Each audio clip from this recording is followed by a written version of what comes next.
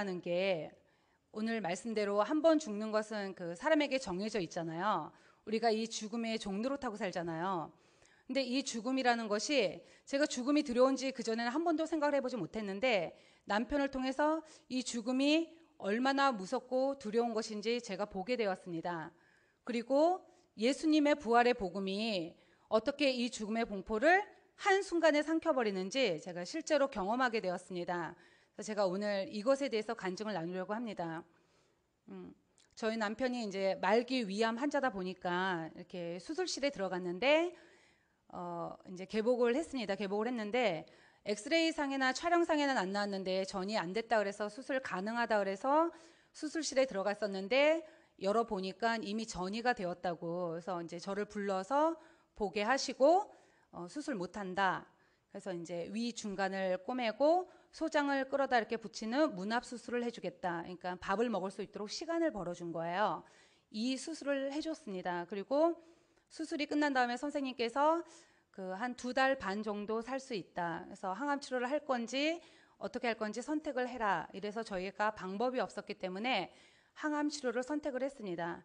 그래서 그 항암 치료를 받는 동안 병원에 있으면서 암으로 죽어가는 사람들을 본의 아니게 많이 보게 되었습니다. 그 지금은 호스피스 병동이라든지 이런 시설들이 좀 많이 있잖아요. 그래서 임종을 앞두게 되면은 요즘은 병원에서 대부분 맞이하지 않고 그런 시설들로 옮기시잖아요. 근데 제가 있을 당시에는 병원에서 임종을 맞이할 수 있도록 해주셨기 때문에 그냥 제가 원하든 원치 않든 그냥 자연스럽게 그 죽어가는 사람들을 보게 되었습니다.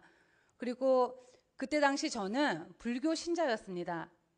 그 하나님이 살아계신지 천국이 있는지 지옥이 있는지 전혀 잘 모를 때였습니다. 그리고 이것은 눈에 보이는 것이 아니기 때문에 누군가 저에게 와서 하나님을 믿어라, 천국이 있다 이렇게 말을 해도 제가 믿을 수가 없었습니다. 이게 눈에 보이지 않는데 어떻게 믿냐, 나 못 믿는다 이러면서 제가 믿지 않았습니다. 그리고 오히려 예수 믿는 사람, 그 교회 다니는 사람들을 상당히 싫어했습니다. 제가 그때 몰라서 그랬습니다. 이해해 주세요. 이제 그리고 그런데 그 암으로 죽어가는 사람들의 제가 모습을 보면서 그 죽어가는 사람들의 모습을 보면서 사람이 죽을 때 우리 눈에 보이지는 않지만 반드시 누군가가 온다는 것을 제가 직감할 수 있었습니다. 그리고 제가 천국과 지옥이 있는지는 눈에 보이지 않아서 몰랐지만 그때 당시 그 죽어가는 사람들의 모습을 통해서 제가 천국과 지옥이 있구나 확신을 했습니다. 그리고 이 사람들이 죽을 때 반드시 누군가가 오는데 이 사람들은 그거를 보는 거예요. 그 보는데 그 데려오는 대상이 얼마나 두려움의 대상인지 이 사람들이 그걸 보고 두려움에 떠는 거예요. 그러니까 두려움을 넘어서 공포 속에 떨었습니다.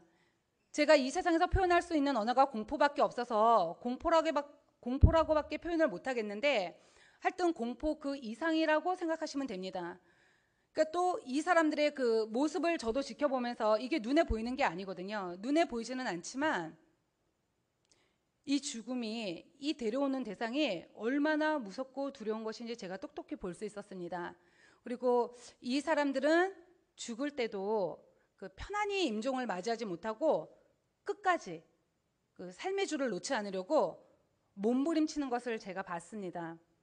그래서 제가 병원에 있으면서 그 암으로 죽어가는 사람들을 이제 여러 분 많이 뵀는데 그 중에서 제가 지금도 잊을 수 없는 딱 한 사람이 있는데 시간이 아무리 많이 지나도 이분은 절대 제가 잊을 수 없을 것 같습니다. 근데 이 환자의 이름은 제가 잘 기억하지를 못합니다. 근데 그 아내의 이름은 제가 지금도 잊을 수가 없습니다. 이 아내의 이름이 정자였는데 이 아내의 남편도 저희 남편과 똑같이 위암 말기 환자이고 병원에서 사형 선고 받은 상태이고 그리고 장이 막혀서 아무것도 먹지 못해서 기운이 하나도 없는 상태였는데 이 상태에서 갑자기 그 아내의 이름을 막 부르는 겁니다. 어떻게 불렀냐면 정자야 무서워 정자 이러면서 아주 큰 소리로 미친 듯이 소리를 지르는 겁니다. 근데 그때 그 환자의 아내하고 저하고 병실 밖에서 얘기를 하고 있었거든요.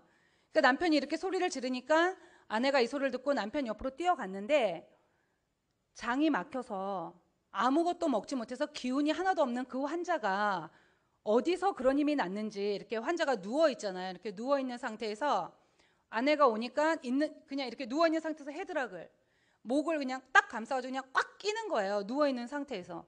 그러면서 같이 죽자고. 너무나 무서워서 나 혼자 못 간다고, 같이 가자고, 너무 무섭다고 이러면서 막 난리를 치는 거예요. 그러면서 팔로 자기 아내 목을 힘껏 이렇게 감싸가지고 숨을 쉬지 못하게 하는 거예요. 제가 이 모습을 옆에서 지켜보는데 너무나 당황을 해가지고 이 환자가 그 아내 목을 너무 감싸서 숨을 쉬지 못하게 하니까 제가 어떻게 풀어주었는지 잘 기억이 나지는 않지만 그 환자의 팔에서 이렇게 아내 목을 제가 이렇게 떼어 풀어주었습니다. 이런 일이 있고 나서 그 며칠이 지난 다음에 이 환자가 임종을 하게 되었는데요. 암센터에 있다 보면은 대부분의 환자들이 심박이 30 이하로 떨어지면 죽습니다. 근데 이 환자도 동일하게 심박이 30 이하로 떨어졌는데도 죽지를 못하고 가쁜 숨을 몰아쉬면서 쉽게 삶의 줄을 놓지 않는 거예요. TV에서도 보셨을 거고 직접 가서 보셨을 수도 있는데 왜 이렇게 임종을 앞두게 되면 여기다가 기계를 꼽잖아요. 띠딕 띠딕 뛰면서 그 심장 박수 체크하는 거.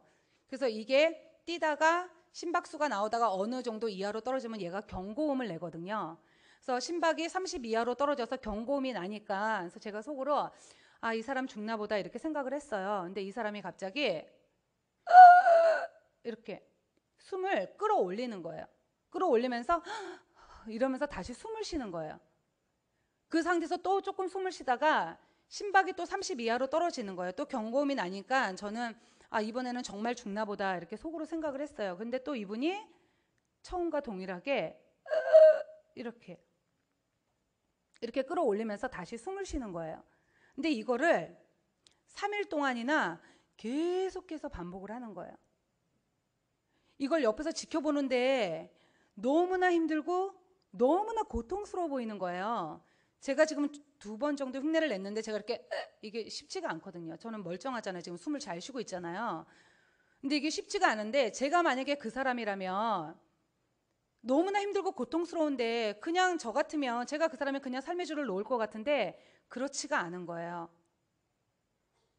그리고 이 환자가 또 집이 지방이었어요. 그래서 이제 임종을 하면 지방으로 가야 되니까 앰뷸런스를 대기를 시켰는데 이 사람이 이렇게 3일을 버티니까 이 환자의 아내도 나중에는 지치는 거예요. 그리고 눈에 보이는 이 환자의 겉모습은 정말 말이 아니었습니다. 어땠냐면 이 눈에 실필줄들이 있잖아요. 이게 다 터져서 눈이 그냥 빨간 거예요. 빨가면서 눈에서는 피눈물처럼 그런 피눈물이 나고 그리고 아무것도 먹지 못하니까 닌게를 맞거든요. 닌게를 맞으면 몸이 붓습니다. 근데 그냥 보통 붓는 게 아니고요. 저도 처음 봤는데 엄청나게 많이 붓습니다.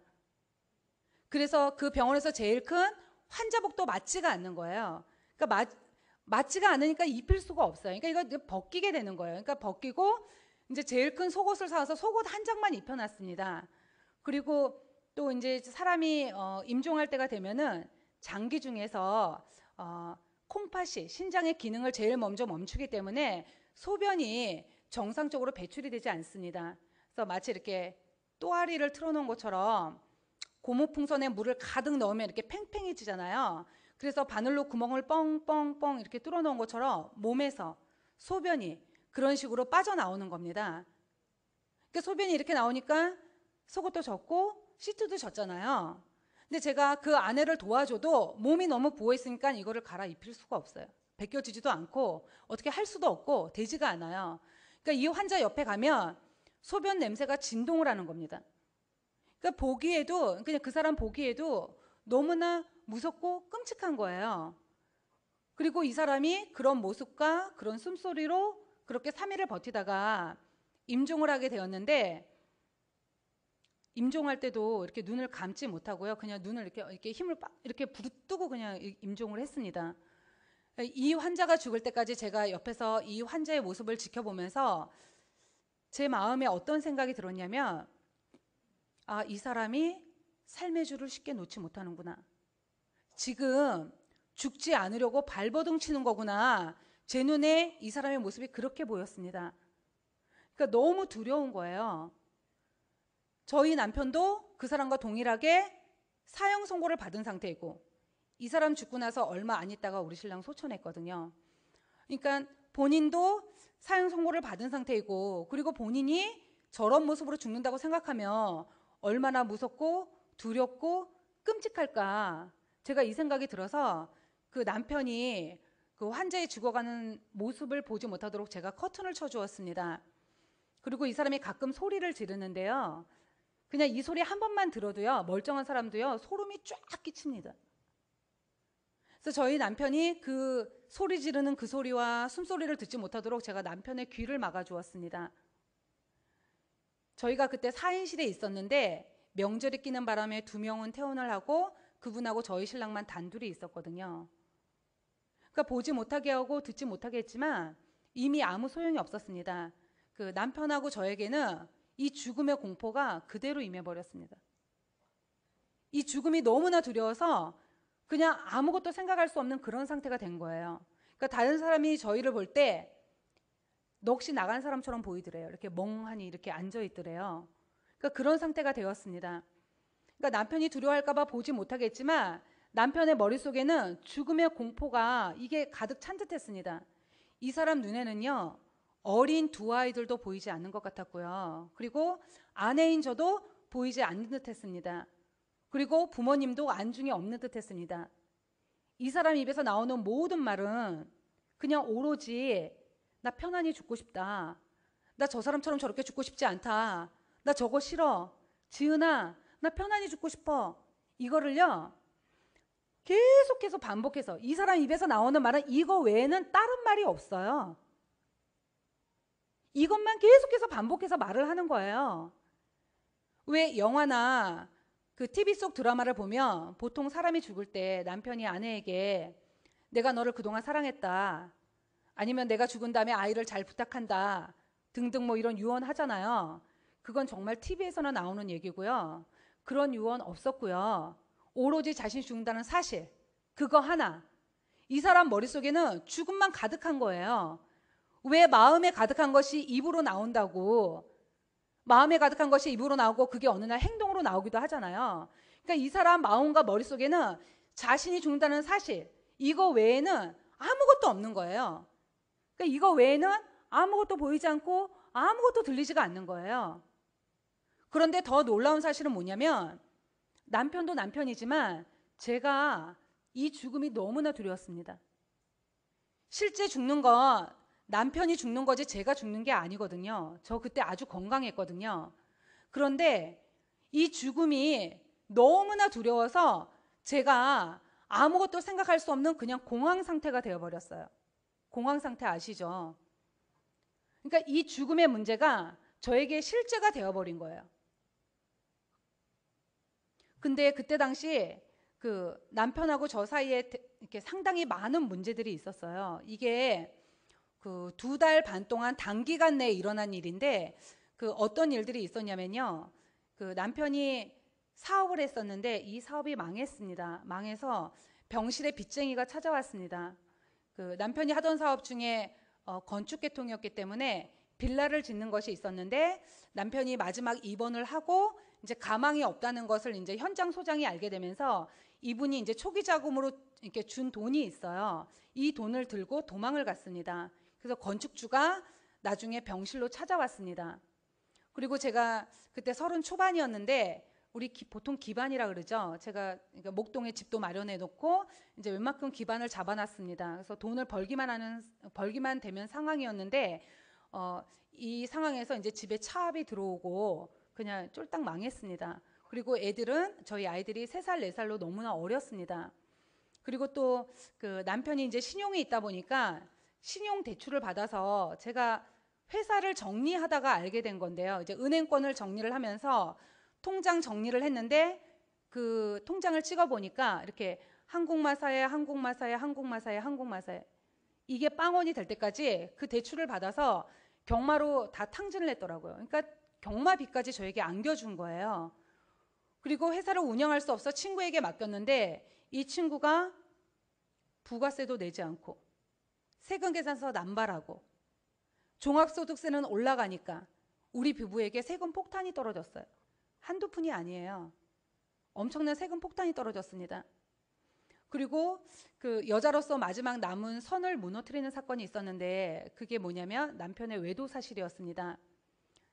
이게 제가 회사를 정리하다가 소문을 듣기는 들었는데 저는 이런 부분에 대해서 남편에 대해서 정말 0.00001%라도 의심을 해본 적이 없기 때문에 확인할 마음도 없었고 누가 그 얘기를 해도 왜 그런 얘기를 하냐 이러면서 아예 묻지도 않았습니다. 그런데 이 여자가 어느 날 병실에 찾아왔습니다. 그래서 제가 그 실체를 확인을 했고 그때 알았습니다. 남편이 외도했다는 거를. 그리고 제가 쫄딱 망하게 생겼으니까 제가 돈을 잘 벌고 잘 쓰고 그럴 때는 안 그러셨는데 이제 진짜 쫄딱 망하게 생겼으니까 제가 거리에 나앉게 생겼었거든요. 그때. 그러니까 이 돈 앞에서 시댁이, 친정 부모님이, 친구들이 모두 다 등을 돌렸습니다. 그러니까 이런 많은 일들을 제가 한꺼번에 겪어대면서 그때 당시 제가 살아야 될 이유를 모르겠더라고요. 제가 살아야 될 희망도 안 보이고 살아야 될 소망도 안 보이고 아무것도 보이지가 않는 거예요. 다 나를 버려도 되는데 날 낳아주신 내 부모님이 돈 앞에서 등을 돌리시는 것을 보면서 제가 이런 얘기하면 저희 부모님 되게 억울해 하시는데요. 저희 부모님 이제 저보고 이제 그때 정신 차려서 네가 정리를 해라 그런 의미로 말씀을 하셨다고 하셨는데 제가 받을 때 그 당시에 그 얘기는 저한테 죽으라는 얘기였거든요. 정말 너무나 힘들었는데 그 얘기를 딱 하시는데 저는 진짜 그래서 이 부모님이 돈 앞에서 등을 돌리시는 것을 보면서 내가 이 세상에서 의지할 사람이 아무도 없구나. 이 세상에서 나를 도와줄 사람이 단 한 사람도 없구나. 나 죽어야 되는구나. 제가 이걸 생각했을 때 제 머릿속에서 자살을 생각했습니다. 모든 것이 힘들고 그냥 이대로 끝내고 싶고 더 이상 아무것도 하고 싶지가 않은 거예요. 내가 여기서 도대체 뭘 하고 있는지를 모르겠는 거예요. 내가 여기서 왜 이런 미친 짓을 하고 있지? 막 이러면서 그냥 다 놓고 싶은 거예요. 절대 어린 두 아이들도 생각이 나질 않는 거예요. 남편은 어차피 죽을 거니까 남편이 뭘 했고 어떤 일을 했어도 제가 다 감당을 해야 된다고 생각을 했습니다. 이제 그것도 남편을 위해서라기보다 나중에 후회할까 봐. 이렇게 왜 사람 죽고 나면 그 남편이 죽은 다음에 내가 좀 더 잘해줄 걸, 내가 좀 더 참을 걸 하는 이런 마음이 들까 봐 남편이 어떤 일을 했고 무엇을 했어도 내가 다 감당하자. 어차피 이 사람 죽을 거니까. 그리고 실제도 감당을 하고 있었는데 이런 많은 일들이 그냥 한꺼번에 다 오니까 더 이상 하고 싶지가 않은 거예요. 그냥 여기서 벗어나고 싶은 거예요. 이런 많은 문제들이 있었는데 제가 죽음 앞에 실제로 딱 서게 되니까 이런 많은 문제 중에서 그 어떤 것도 단 한 가지도 생각이 나지 않는 거예요.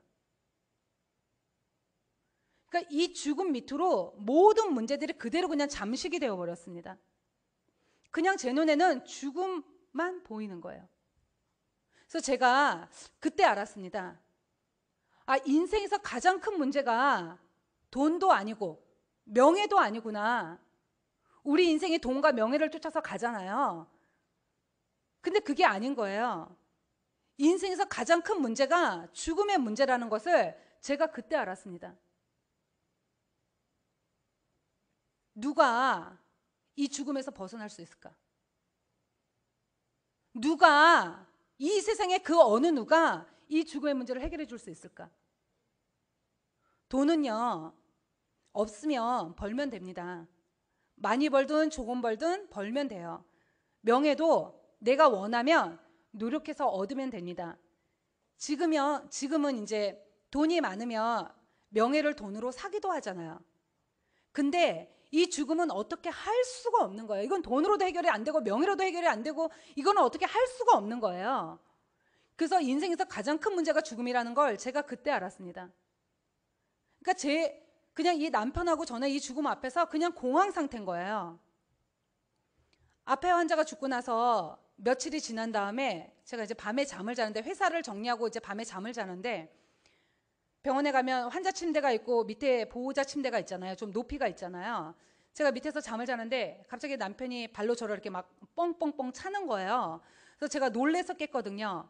근데 남편이 막 울면서 화를 내면서 벌벌 떨면서 내가 너를 얼마나 불렀는데 왜 대답하지 않냐고, 내가 너를 얼마나 불렀는데 왜 일어나지 않냐고, 나를 데리러 왔다고, 너무나 무섭다고, 침대를 뺑 둘러쌌다고, 나를 데리러 왔다고, 난 너무나 무섭다고 이러면서 그 다 큰 어른이 우는 거예요.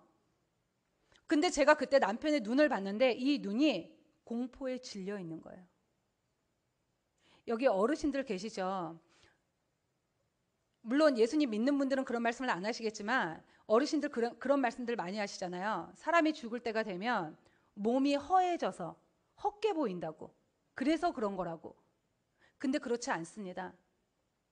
남편이 제가 이렇게 눈을 봤는데 이 공포에 질려 있는데요, 그 공포가 그대로 저에게 오는 거예요. 남편은 분명히 뭔가를 봤어요.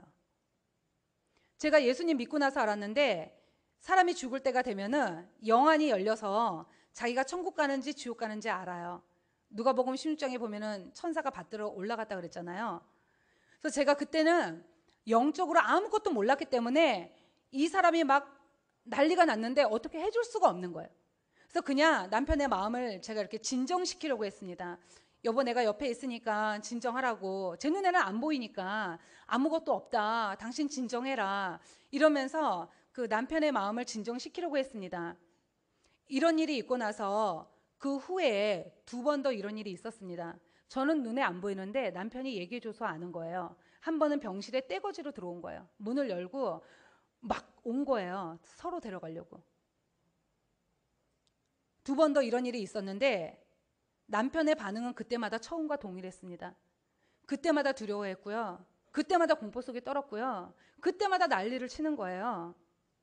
근데 제가 3번째 일이 왔을 때 그 난리치는 기계를 다 꽂고 있는데 뭐 침대에서 덜썩덜썩 거리니까요. 그러니까 3번째 일이 왔을 때 제가 남편의 모습을 보면서 제가 무슨 생각이 들었냐면, 이 사람 지옥이구나.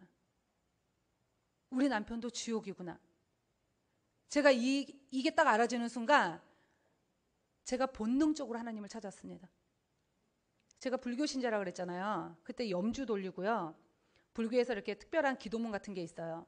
그거 막 외우면서 염주 돌리고 있었거든요. 근데 이거 집어 던지고요. 제가 그때부터 본능적으로 하나님을 찾았습니다.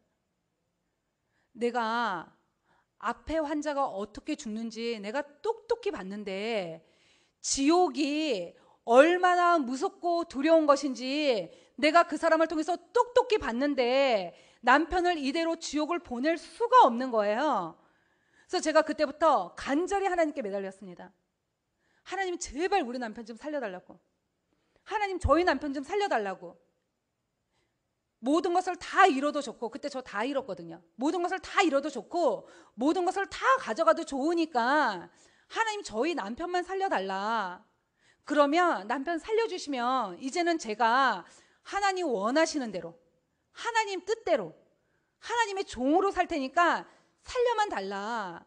하나님, 저는 이 죽음이 너무나 두렵습니다. 남편을 이대로 지옥을 보낼 수가 없습니다, 하나님. 이러면서 제가 그때부터 하나님께 간절히 매달렸습니다. 제가 그때 이후로 그냥 얼굴에 철판을 깔았습니다. 그러니까 제 눈에는요, 그냥 아무것도 보이지 않고 아무것도 들리지 않고 제 머릿속에는 남편을 살려야 한다, 이 생각, 그리고 남편을 이대로 지옥을 보낼 수가 없다, 이 마음만 가득한 거예요. 그러니까 안 보이는 거예요. 그래서 제가 그때부터 병동안을 막 돌아다니면서 누가 병원 안에서 교회를 다닌다, 이 소리만 제게 딱 들리면 제가 그 사람에게 찾아갔습니다. 그 사람이 환자가 되었든 보호자가 되었든 병문안을 온 사람이든 상관없이 그 사람에게 찾아가서 저희 남편 죽습니다, 하나님께 살려달라고 기도 좀 해주세요, 제가 이러면서 제가 그 사람을 언제 봤다고요, 제가 그 사람 손을 잡고요, 데리고 왔다 이러면 고상한 표현이고요, 끌고 오다시피 해가지고 막 그냥 끌고 와가지고 남편이 있는 병실로 데려와서 남편 앞에 앉혀놓고 저희 남편 죽습니다, 하나님께 살려달라고 기도해달라. 제가 기도를 할 줄 모르니까요, 어떻게 해야 되는지를 모르니까 그런 사람들을 찾아다가 앉혀놓고 기도해달라고 이러면서 이제 막 기도 부탁을 했습니다. 그리고 제가 있는 병원은 기독교 병원이었기 때문에 원목실이 있었습니다. 그 원목실에 가면 그 암센터 담당 전도사님이 따로 계셨습니다. 이 전도사님에게도요, 제가 끊임없이 찾아갔습니다. 끊임없이 찾아가서 계속 기도를 부탁을 했습니다. 이게 병동에 소문이 날 정도로요, 저는 완전히 미친 사람이 되어 있었습니다. 제가 원래 되게 깔끔한 사람이에요. 집도 깨끗이 청소하고 되게 하여튼 뭐든지 깔끔한 사람인데, 남한테 피해를 주거나 피해 받는 것도 싫어하고요, 아쉬운 소리를 하거나 이런 거 하지 않습니다. 그냥 없으면 없는 대로 그렇게 사는 사람인데요, 이 죽음 앞에서는요, 자존심도 필요 없고요, 이 죽음 앞에서는요, 이성도 상식도 아무것도 보이지가 않더라고요. 그냥 내 머릿속에는 남편을 살려야 한다는 이 생각, 이거 외에는 아무것도 없는 거예요. 근데 이런 저에게 하나님께서 정확히 남편이 죽기 2주 전에 저의 기도에 응답하셔서 그 한 언니를 보내주셨어요. 제가 집이 서울이거든요. 근데 지금 교회는 춘천으로 가요. 그때 이후로 한 번도 빼놓지 않고 매주 갑니다. 그러니까 이 언니가 춘천 한마음교회 출석하고 계셨던 분이셔요. 근데 이 언니가 오셔서 전도사님께서 그 기도 부탁을 받고, 기도해 주라는 그 기도 부탁을 받고 왔다, 이렇게 말씀하셨어요. 근데 왜 대학병원 가면은 암센터, 심장센터, 무슨 센터들이 다 있잖아요. 그러면은 이렇게 그 각 센터들의 담당들이 따로 있습니다. 근데 이 언니는 원래 암센터 담당이 아니고요, 다른 센터 담당이었습니다. 근데 전도사님께서 몇 호실에 가면 누구누구가 있는데 이 환자는 가서 기도를 꼭 해줘야 된다. 그래서 퇴근하기 전에 가서 기도를 해주고 가라. 그래서 이제 이 언니가 그 부탁을 받고 이제 저희 부부에게 기도를 해주러 온 거예요. 그러니까 지금 생각하면 이게 하나님의 인도하심이었어요. 근데 이 언니가 와서 저희 부부에게 그 어떤 많은 말씀들이나 많은 성경 구절을 찾아준 게 아니고요, 뭐라고 말씀하셨냐면, 하나님이 이 땅에 사람으로 오셨고 그분의 이름이 예수님이고 그분이 우리 죄 때문에 십자가에서 죽으시고 부활하셨다, 이렇게 말씀하셨어요. 제가 이 말을 듣는데요, 너무나 놀랐습니다. 제가 이 말을 듣는데 그냥 그 자리에서 그냥 기절하는 줄 알았습니다. 털썩 주저하는 줄 알았습니다. 제 귀에 부활이라는 두 글자가 너무나 선명하고 분명하게 제게 들리는 거예요. 부활? 뭐야? 죽음이 끝이 아니잖아. 우리 부부는 죽음이 두려워서 어떻게 하지도 못하고 이 죽음 앞에서 공황 상태로 있는데, 부활이라니 그런 죽음이 끝이 아니라는 거잖아. 그럼 예수님이 하나님이네? 이게 그냥 한순간에 다 알아졌습니다. 그래서 제가 너무 놀래가지고 언니한테 따지듯이 물었습니다. 하나님이 언제 왔다 가셨냐고. 2000년 전에 왔다 가셨다는 거예요. 그래서 제가 벌써 왔다 가셨냐고. 이분이 부활하셨으면 하나님이 맞다고. 그러니까 부활로 예수님이 하나님으로 딱 확증이 되는 순간 내가 이분을 믿지 않았구나. 그래서 제가 언니에게 나는 정말 예수님이 하나님인 줄 몰랐다고. 제가 학교 다닐 때 4대 성인 중에 한 분이라고 배웠거든요. 나는 정말 예수님이 하나님인 줄 몰랐다고. 저는요, 예수님이 그리스도 로마 신화에서 나오는 것처럼, 신화 아시죠? 사람이 만든 거잖아요. 그래서 저는 교회 다니는 사람들이, 기독교인들이 만든 신인 줄 알았지 정말 예수님이 하나님인 줄 몰랐거든요. 그래서 내가 이분을 믿지 않았구나. 이분이 부활하셨었는데 내 이분을 믿지 않았구나. 그래서 제가 언니한테 내 이분을 믿지 않았다고, 제가 이분을 믿겠다고 언니한테 얘기를 했습니다. 제가 깔끔한 성격이라 남의 피해 주는 것도 싫어하고 피해 받는 것도 싫어하고 제 인생에서 제 나름대로 착하고 성실하게 살았는데 왜 이런 많은 일들이 한꺼번에 나한테 오나, 이런 마음이 들면서 제 평생에 한 번도 하나님 찾은 적이 없으면서 힘든 일이 딱 오니까 제가 원망을 하나님께 하고 있더라고요. 제가 있던 병원에 5층에 가면 예배당이 있거든요. 제가 거짓말하는 게 아니고요, 그 예배당에 가가지고요 삿대질하면서요, 이해하세요? 제가 그때는 몰라서 그랬습니다. 삿대질하면서 하나님이라고도 안 그랬어요. 당신 나한테 왜 이러시냐고. 내가 뭘 그렇게 잘못해가지고 이걸 내가 이렇게 한꺼번에 다 겪어야 되냐고. 당신 나한테 도대체 왜 이러시냐고. 이러면서 제가 막 그냥 1시간 동안 난리를 치다가 제가 하나님께 무릎을 꿇었습니다. 하나님 살려달라고. 부활로, 이 땅에 없는 부활로 모든 사람에게 천치 바보라도 믿을 수 있는 확실한 증거를 주셨는데도 불구하고 내가 이분을 믿지 않고 내 인생에 내가 주인 되어서 산 삶의 결과가 그 모양 그 꼴이더라고요. 왜 무슨 일 생기면 너 때문이야, 막 환경 때문이야 이러면서 원망하잖아요. 근데 제가 이건 누구 때문도 아니고요, 환경 때문도 아니고요, 하나님이 아들을 보내셔서 이분을 십자가에서 죽이시고 부활로 모든 사람에게 믿을 만한 증거를 줬는데도 불구하고 내가 이분을 믿지 않고 내 마음에서 예수님을 배척하고 내 인생에 내가 주인 돼서 내 육체가 원하는 대로, 내 마음이 원하는 대로 살았더니 결과가 이거더라고요. 그래서 내가 이분을 믿지 않았구나, 예수님을 믿지 않았구나, 예수 믿지 않은 죄, 요한복음 16장 9절의 죄, 이 죄를 아버지 하나님께 회개하고 예수님을 마음의 주인으로 영접하였습니다.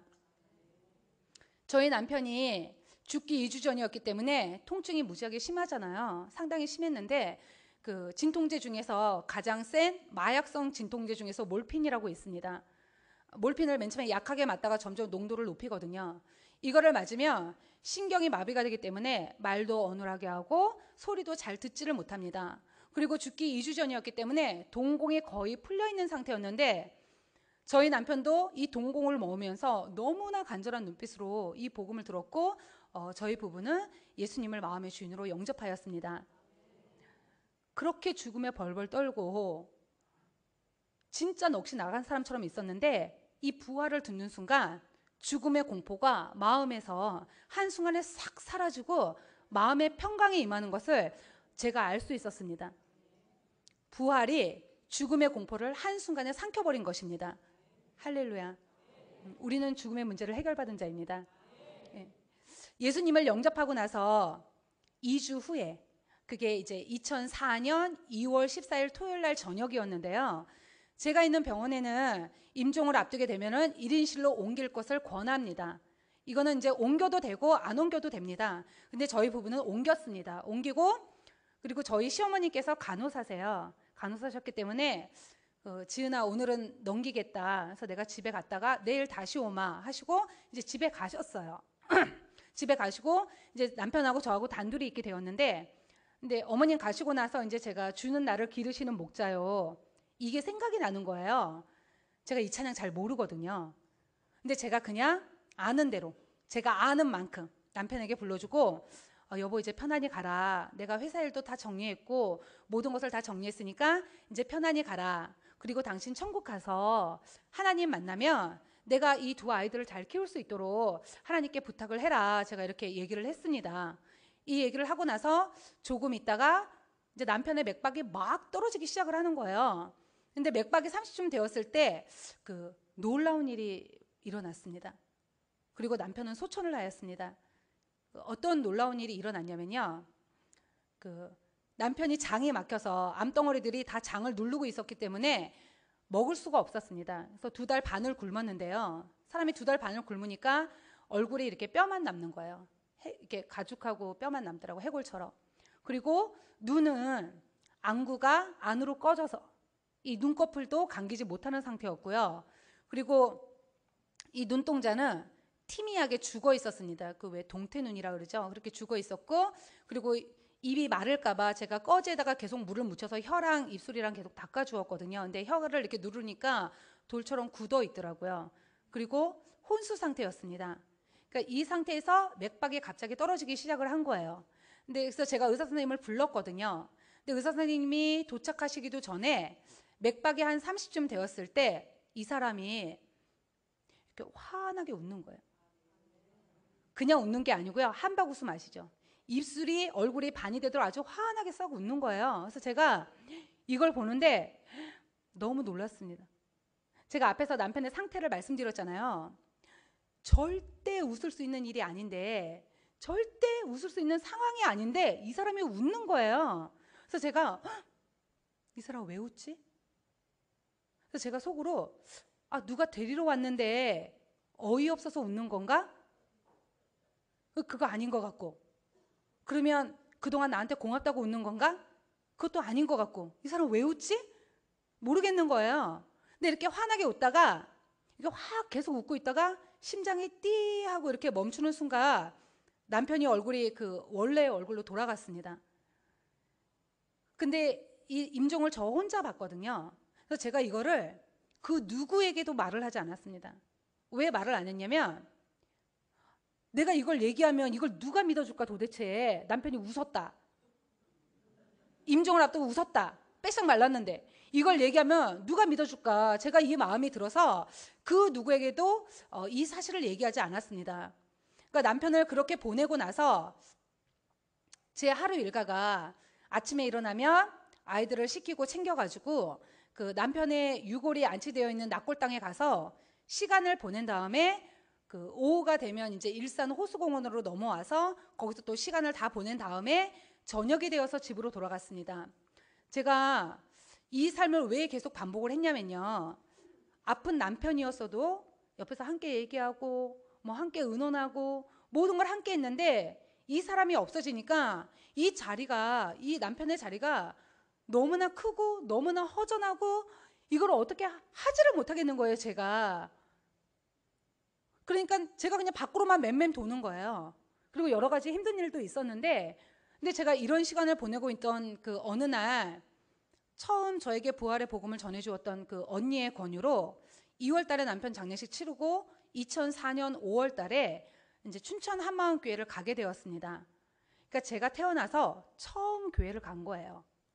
교회를 갔는데 목사님이 강대상에서 설교를 하시는데 목사님의 장모님의 소천할 당시를 말씀해주고 계셨어요. 목사님 뭐라고 말씀하셨냐면 하나님이 네가 네 어머니를 사랑하는 것보다 내가 더 네 어머니를 사랑한다 이렇게 말씀하셨는데요. 이 말씀이 저에게는 이렇게 들리는 거예요. 지은아, 네가 네 남편을 사랑하는 것보다 내가 더 네 남편을 사랑한다. 지금 나와 함께 있다. 어떤 신비한 음성이 들린 게 아니고요. 소리, 보이스, 음성이 들린 게 아니고요. 마음에서부터 큰 확신 가운데 이렇게 확 들리는 거예요. 그래서 제가 이 사람 천국 같네? 이 사람 천국 같구나. 제가 이게 확실해지면서 제가 애들한테 가가지고 야! 얘들아! 니네 아빠 천국 가셨어. 우리가 나중에 가서 만나면 돼. 제가 이렇게 아이들한테 얘기를 해줬습니다. 이런 일이 있고 나서요. 남편에 대한 모든 생각을 접었습니다. 잊으려고, 접으려고 노력을 한 게 아니고요. 내가 살아야 되니까 접자 이렇게 한 게 아니고요. 남편이 천국 간 게 너무나 확실하고 내가 나중에 가서 만나면 되니까 그냥 남편에 대한 모든 생각이 그냥 한순간에 그냥 끊어졌습니다. 그리고 제가 그 뒤로 낙골당도 가지 않았고요. 그 뒤로 남편에 대한 그 어떤 생각도 나지가 않는 거예요. 그리고 이렇게 머리에 이렇게 방송 보셨으면 아시겠지만 제가 탁 이렇게 해가지고 이렇게 틱 이렇게 버렸다고 방송에서 그랬는데 하여튼 제가 이거 빼가지고 버렸습니다. 그래서 제가 그때부터 이제 옷도 막 화려하게 입고 제가 하여튼 그랬습니다.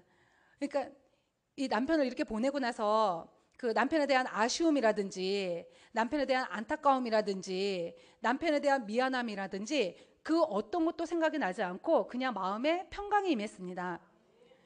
이런 일이 있고 나서 그러니까 춘천 한마음교회를 갔다 오고 나서 이제 시간이 좀 지난 다음에 제가 하나님께 기도를 했었는데요. 어떤 걸 기도를 했었냐면 하나님, 남편이 천국 간 거는 너무나 확실하고 맞는데요. 그런데 제 기도에는 응답하지 않으셨잖아요.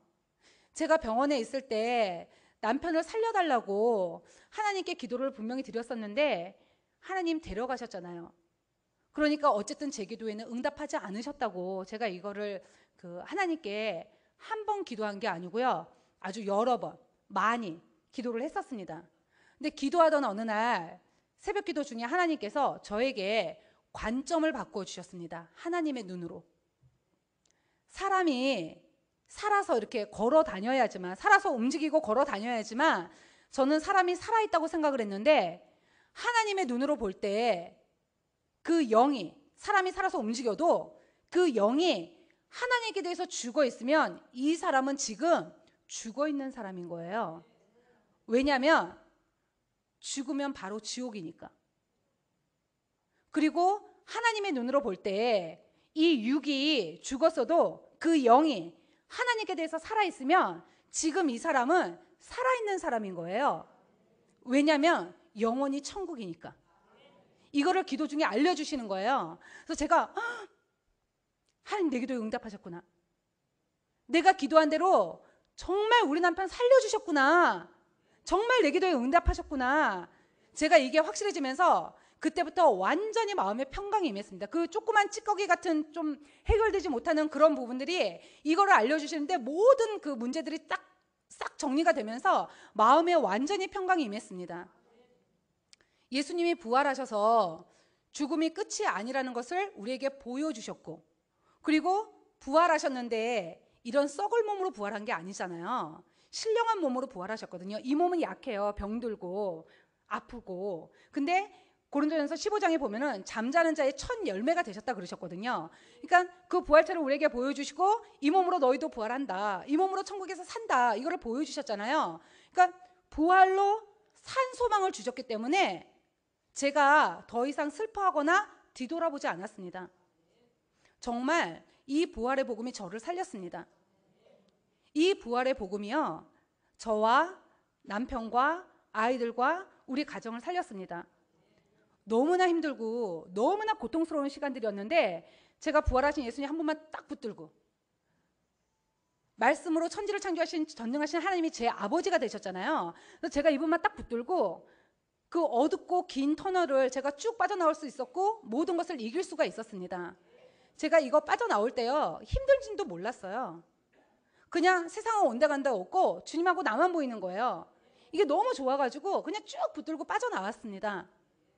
그러니까 정말 이 부활의 복음을 전해주신 언니를 생각하면 지금도 너무나 감사합니다. 제가 주위 분들한테 이 얘기 많이 하고요, 지금도 언니한테 그러는데 뭘 줘도 아깝지가 않습니다. 돈은 주는 건 좀 그런 것 같아서 제가 돈은 안 주고요, 제가 줄 수 있는 거, 할 수 있는 거, 제가 주부다 보니까 할 수 있는 것들이 있잖아요. 그러니까 언니한테 이렇게 다 해줬습니다. 제가 왜 이렇게 했냐면, 저에게 만약에요, 제가 이 복음을 듣지 못했다면, 만약 저에게 이 부활의 복음을 전해주는 자가 없었다면 저는 아마 이 세상에 없는 사람이었을 것입니다. 제가 앞에서 말씀드렸던 것처럼 자살을 생각했었기 때문입니다. 그러니까 지금 생각만 해도 너무 끔찍하고 아찔한 거예요. 제가 만약에 이 복음을 못 듣고 내가 죽었다, 자살을 했다, 그럼 저 지옥이잖아요. 그러니까 복음을 전하는 자의 발이 너무나 아름다운 거예요. 제가 이 복음을 듣고 제가 살아나고 나서 나 같은 사람이 있겠구나. 저처럼, 저 정말 갈 길 모르고 헤맸거든요. 해결할 수가 없으니까.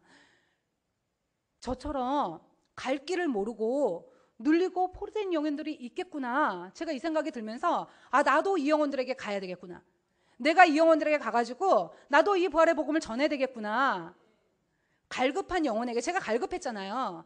갈급한 영혼에게 나에게서 어떤 능력이 나가는 것이 아니라 복음 자체의 능력이 있기 때문에 갈급한 영혼에게 내가 가지고 있는 이 복음을 입술을 열기만 하면 성령께서 역사하시고 그 영혼을 살리실 수가 있는데, 내가 이 복음을 받고도, 내가 이 복음을 듣고도 입술을 열지 않는다면 하나님께서 저에게 핏값을 취하는 것이 너무나 마땅하고 당연하다는 생각이 들었습니다. 로마서 10장 14절에서 15절의 말씀을 보면은요, 복음을 전한 자의 발이 아름답다고 했습니다. 복음을 전하지 않는데 어떻게 들을 수 있겠습니까? 그래서 제가 이때부터 막 복음을 전하기 시작을 했어요. 제가 말씀을 많이 알아서 한 게 아니고요, 가만히 있으면 안 될 것 같은 거예요. 그래서 막 프린트 막 해가지고요, 막 전도지 만들어가지고, 제가 이거 하다가요, 이거 전도지 주다가요, 욕도 많이 얻어먹었어요. 재수없다는 얘기도 들었고요, 아래로 막 훑으면서 가는 사람 바쁘게. 근데 상관이 없는 거예요. 안 하면 안 될 것 같은 거예요. 그래서 막 했거든요. 제가 앞에서 말씀드렸던 것처럼 인생에서 가장 큰 문제는 죽음의 문제입니다. 이 죽음 앞에서는요, 아무것도 문제가 되지 않더라고요. 내가 오늘 죽는데 돈이 나에게 무슨 소용이고, 돈이 아무리 많으면 뭐합니까? 내가 오늘 죽는데 명예가 아무리 높으면 뭐합니까? 내가 오늘 죽는데 인간관계에 걸려 있다면, 원수 맺은 것이 있다면 용서하지 못할 것이 없더라고요. 인생에서 가장 큰 문제는 죽음의 문제고요. 이 죽음의 문제는요, 이 세상의 그 어떤 것으로도 절대 해결할 수가 없었습니다. 오직 예수님의 부활로 이 죽음의 문제를 해결해 주셨습니다. 저는 죽음의 문제를 해결받은 자입니다. 제가 예수님 믿고 나서요, 살아야 될 이유를 잘 모르겠는 거예요. 그래서 제가 하나님 빨리 저 좀 데려가시라고, 나 죽었으면 좋겠다고, 데려가시라고 이렇게 막 기도를 했어요. 근데 하나님께서 사명이 있다고, 그거 감당하고 오라고 이렇게 말씀하시더라고요. 전능자 하나님께서 이 땅에 사람으로 오셔서 부활로 인생에서 가장 큰 죽음의 문제를 해결해 주셨습니다. 예수님이 십자가에서 죽으시고 부활하셔서 사망의 권세를 깨트리셨고 승천하셔서 지금 하늘 보좌 우편에 살아계시고 하늘과 땅의 모든 것을 가지시고 만왕의 왕이시고 만유의 주인이신 이분이 내 안에 들어오셔서 영으로 연결이 돼 있잖아요. 내 안에 들어오셔서 영원토록 나와 함께 하시는데 아무것도 문제될 것이 없더라고요. 인생에서 가장 큰 죽음의 문제를 해결받았는데 뭐가 문제가 되겠습니까? 죽음의 문제를 해결받았다는 건요, 인생의 모든 문제를 해결받은 거예요. 왜냐하면 죽음 앞에서는 아무것도 문제가 되지 않기 때문에. 이분이 나와 함께 하시는데 두려울 것이 없더라고요. 못할 것이 없는 거예요. 제가 이게 알아지면서 너무나 감격이 되는 거예요. 그래서 빌립보서 4장 13절의 말씀처럼 나에게 능력 주시는 자 안에서 내가 모든 것을 할 수 있다. 이 바울의 고백이 무슨 고백인지 제가 알게 되었습니다. 저는 인생에서 가장 큰 것을 해결받았고 죽으면 이 썩을 몸 벗고 신령한 몸을 입는데 이분이 나와 함께 하시는데 두렵지가 않은 거예요. 제가 33살에 혼자 됐습니다. 그리고 그때 아이들 어렸습니다. 그리고 저 전업주부였습니다. 돈 다 뺏기고 아무것도 없었습니다. 남편이 죽고 나면 어떻게 살까 하는 이런 염려들, 두려움 있을 수가 있잖아요. 그런데 두렵지가 않은 거예요. 다 나를 몰라도 되고 다 나를 버려도 되고 이분이 나와 함께 하시니까 두렵지가 않은 거예요. 그래서 제가 이 세상에 살면서 내가 이제 살면서 할 거는 오직 복음 증거 이거밖에 없구나. 이게 제 삶의 목적이 된 것입니다. 제가 부활하신 예수님을 만난 지 지금 만 9년이라는 세월이 지났거든요. 근데 복음 증거하는 사명이 제 생명보다 귀하다는 마음은 지금도 변함이 없습니다. 이 사명은요, 저기 마태복음 28장 써 있잖아요. 부활하셔서 하나님께 받은 사명입니다. 사람에게 받은 게 아니고요, 하나님께 받은 사명입니다. 그래서 제 삶의 목적은 복음을 전해서 영혼을 살리고 그 영혼을 양육해서 이 영혼이 또 다른 누군가에게 복음을 전하고 그 영혼이 또 그 영혼을 양육할 수 있게, 이게 제 삶의 목적입니다. 하나님, 천국, 지옥, 이것은 눈에 보이는 것이 아닙니다. 저는요, 남편을 통해서 그런 세계가 있는가 보다 하는 생각을 했지만 저 같은 경험이 없는 사람들도 있잖아요. 근데 하나님께서는 예수님의 부활로 보이지 않는 모든 세계를 다 믿을 수 있도록 저 같은 경험이 있든 없든 모든 사람이 다 믿을 수 있도록 해주셨습니다. 각자의 경험을 통해서 보이지 않는 하나님이나 천국을 믿는 것이 아니라 오직 예수님의 부활로 확실히 믿는 것입니다. 그 예수님 2000년 전 당시에, 예수님 당시에 예수님이 정말 하나님이시라는 증거를 보여달라고 하던 사람들에게 예수님께서는 마태복음 12장 39절에 악하고 음란한 세대가 표적을 구하나 선지자 요나의 표적밖에는 보일 표적이 없다라고 말씀하셨습니다. 여기서 요나의 표적 밖에는 nothingbat입니다. 이 표적밖에 없습니다. 예수님이 성경의 예언대로, 예수님 당시에는 신약 없었고 구약만 있었거든요. 예수님이 그 구약의 많은 선지자들의 예언대로 이 땅에 사람으로 오셨고 그 예언대로 십자가에서 죽으셨고 그 예언대로 3일 만에 부활하셨습니다. 예수님의 말씀처럼 보이지 않는 영적인 모든 것을 확실히 믿을 수 있는 것은 부활의 표적뿐입니다. 이 부활은 역사의 사실입니다. 내가 인정하던 인정하지 않던 이미 일어났습니다. 역사 속에 일어났다고 역사책에도 기록이 되어 있습니다. 부활은 예수님이 하나님이시라는 확실한 증거입니다. 예수님의 부활로 성경의 모든 말씀을 믿을 수 있도록 해주셨습니다. 예수님의 제자들도요, 예수님이 십자가에서 죽으실 때 다 도망갔어요. 믿는다고 고백을 했는데 다 도망갔어요.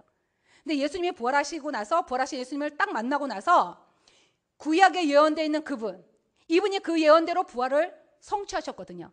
그 부활을 이루신 예언대로 성취하신 이분을 보고 하나님이시구나. 그 앞에 도마가 무릎을 꿇었고요. 그래서 요한복음 2장 22절에 부활하신 후에야 성경과 및 예수의 하신 말씀을 모두 믿었더라. 예수님이 부활하셨기 때문에요, 성경의 모든 말씀을 내 느낀 감정과 상관없이 창세기부터 계시록까지 아멘 아멘 아멘입니다. 전능자 하나님께서 말씀으로 천지를 창조하셨습니다. 말씀이요. 근데 이 전능자 하나님이 직접 이 땅에 육체를 입고 사람으로 오셨습니다. 이분이 우리 죄 때문에 십자가에서 죽으셨습니다. 그리고 부활하셔서 원래도 나를 창조하신 창조주 하나님이지만 부활하셔서 우리의 주인이신 것을 보여주셨습니다. 이 사건은요, 이 세상에 그 어떤 것보다 너무나 크고 중요한 사건입니다. 그래서 제 인생에 이것만큼 크고 중요한 일이 없기 때문에 제가 이분 앞에서 다른 것을 붙들 수가 없습니다. 제 인생에 어떤 일이 전능자 하나님께서 나 때문에 죽으시고 부활하신 것보다 더 클 수 있겠습니까? 돈의 문제도, 자식의 문제도, 남편의 문제도, 죽음의 문제도, 그 어떤 것도 전능자 하나님이 나 때문에 이 세상에 오셔서 죽으시고 부활하신 것보다 더 클 수가 없는 겁니다. 아들을 내어주신 이분 앞에서 제가 무엇을 더 중요하게 생각할 수 있겠습니까? 아무것도 없습니다. 저는 제 인생에서 이거를 붙들고 있기 때문에 제 인생에 어떤 힘든 일이 일어나고 어떤 것이 들어와도 저도 인간관계 문제 들어오고요, 물질 문제도 들어오고요, 자녀의 문제도 들어옵니다. 그래서 이것 때문에 때론 넘어지기도 합니다. 속상해하기도 하고 울기도 합니다. 그런데 전능자 하나님께서 왔다 가신 이 사건, 이분이 내 주인이신 거, 이분이 나 때문에 죽으신 거, 이게 너무나 크니까 넘어져 있지 않고 예수님의 말씀만 붙들고 바로 일어나는, 제가 지금 오뚜기 신앙으로 살고 있습니다. 저는 이 삶이 너무나 행복하고 즐겁습니다. 요즘 CBS 나가고 나서 이제 간증 집회를 다니는데요, 구미도 다녀오고 이랬었는데 구미를 가니까 차만 8시간 타게 되더라고요. 몸은 상당히 피곤해요. 그래서 그 첫 번째 구미 집회 갔을 때는 새벽 1시에 집에 들어왔습니다. 돈 아끼려고 택시 안 타고 차를 3번 갈아타서 집에 들어오니까 새벽 1시가 되더라고요. 근데 육체는 힘든데 마음은 너무나 기뻤습니다. 나 같은 사람을 하나님이 써주시고 하늘에 상을 쌓을 수 있는 기회도 주시고, 정말 아픈 과거인데 너무나 힘들었던 시간들인데 그거를 하나님이 이렇게 써주시고 이렇게 살 수 있게 해주시는 게 너무나 감사합니다. 저는 이 삶이 너무나 행복하고 기쁩니다. 그래서 제 아이들에게도 엄마는 이 삶이 너무 행복하고 기쁘다, 또 너희도 이렇게 살기를 원한다, 제가 이렇게 얘기를 가끔 해줍니다. 그리고 아이들은 부모가 교육해서 되는 게 아니잖아요. 아이들은 부모를 보고 자랍니다. 얘는 어릴 때부터 제가 전도하고 양육하고 그 영혼 때문에 울기도 하고 억울한 일을 당해서 속상해하기도 하고 괴로워하는 것도 보고 그것 때문에 밥 못 먹기도 하고 이런 걸 보고 자랐습니다. 그래서 애들 마음에 제가 이렇게 영혼을 딱 품으면 같이 이렇게 동력자가 되어 있습니다, 지금은. 그래서 두 아이들도 지금 작은 교회를 하고 있습니다. 우리 둘째 아이가 학교에서 왕따를 당했어요. 갑자기 이 얘기를 왜 하는지. 하여튼 왕따를 당했습니다. 5학년 때. 그래서 너무 진짜 힘들어했습니다. 그래서 제가 가서 때려줄까, 혼내줄까, 엄마를 만날까, 선생님을 만날까, 별 생각을 다 했습니다. 너무 힘들어하니까. 정말 얘를 밀어가지고 떨어뜨릴 뻔도 한 적도 있습니다. 근데 제가 그 아이를 모르는 것도 아니고 알고 있는데, 그래서 제가 아이에게 영혼으로 봐라, 영혼으로 품어라, 너는 복음을 가졌기 때문에 핍박이 당연히 들어온다, 기도하자. 이렇게 기도를 하고 기도한 지 한 4개월인가 됐을 때 하나님께서 기회를 주셨어요. 그 수업 시간에 PPT 하는 수업이 있어요. PPT를 작성해서 주제를 하나 주고 발표를 하는 거예요. 근데 그날 주제가 인물이었어요. 그래서 예수님이 역사 속에 4대 성인 중에 한 분이니까 예수님을 증거해라, 그 이분이 부활했다고 증거를 해라. 그래서 그 PPT 작업을 같이 해줬어요. 그래서 얘기를 했더니 선생님이 야 그건 종교잖아, 안 돼, 이렇게 말씀하셨대요. 그래서 제가 선생님한테 다시 가서 얘기해라, 종교가 아니고 역사의 4대 성인 중에 한 분이 인물을 증거하는 거라고. 네 숙제의 과제에 딱 맞다고. 그러니까 선생님이 아무 말씀을 못 하신 거예요. 그래서 증거를 했는데 애들이 딱 복음 증거하고 나서 영적 기류가 확 바뀐 거예요. 그래서 얘네들이 야, 그때 패션 오브 크라이스트를 3분 편집해서 올렸거든요. 동영상을 PPT 12장 만들고 마지막에 패션 오브 크라이스트 넣고 이제 영적 기도를 맨 끝에다 넣었거든요. 애들이 영적 기류가 확 바뀌면서 너 나랑 친구하자. 이렇게 되면서 그때 이제 애들이 저희 집에 오게 되고 그때 작은 교회가 생겼고 지금까지 6학년 올라갔거든요. 지금까지 작은 교회 끌어가고 있습니다. 그러니까 애들은 보고 자라는 거거든요. 이거를 보면서 아이들이 영혼에 대한 마음을 품고 그것 때문에 고통도 당하지만 엎드리고 그러면서 이제 저희 딸아이가 그때부터 새벽기도 나오기 시작을 했거든요. 새벽기도 같이 하고. 그래서 여러분 모두 부활하신 예수님을 마음의 믿음으로 말미암아 축복된 삶을 누리시고요. 육체가 있을 동안입니다. 하늘의 상을 쌓을 수 있는 기간은요. 육체가 있을 동안입니다. 죽으면요. 끝입니다. 우리가 갈 곳 처소를 예비해야 됩니다. 정말 건강할 때 아프면요. 전도하고 싶어도 못합니다. 건강할 때 정말 많은 영혼들 구원하시고요. 하늘에 가셔서 너무나 크고 멋진 집에서 만나기를 원합니다. 저처럼 부족한 사람을 이 귀한 자리에 불러주셔서 살아계신 하나님을 간증할 수 있는 기회를 주신 하나님께 영광을 돌려드리고요. 그리고 저를 다시 불러주신 상강교회 우리 목사님과 심원영 목사님과 성도 여러분들에게 감사를 드립니다. 감사합니다.